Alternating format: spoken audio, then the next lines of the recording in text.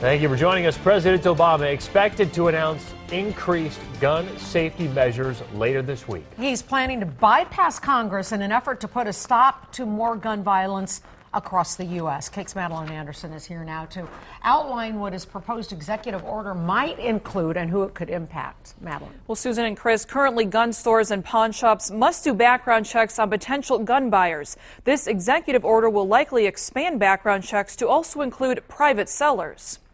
After the mass shootings in San Bernardino, to Newtown and Aurora, President Obama is preparing to use his executive power to crack down on these kinds of attacks. It will potentially save lives. The president reportedly wants to require gun sellers at places like gun shows or on Craigslist to become federally licensed gun dealers. It puts more regulations on the individuals who may just want to buy or sell a few from their collection. Warren Glore, a Wichita-based NRA training counselor, is against the proposal. He says states already have laws in the books to help regulate who can and cannot own firearms.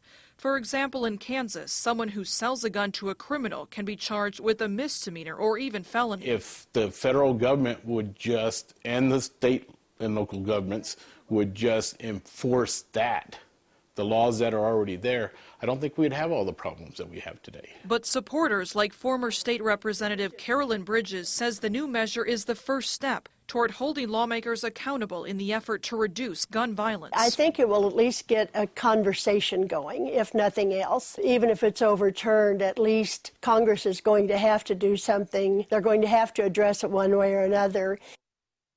And gun control advocates anticipate the administration will also tighten regulations on the reporting of lost or stolen guns.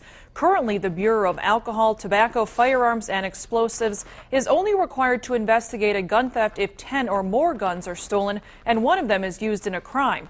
The administration is expected to reduce the minimum number and potentially eliminate the crime requirement.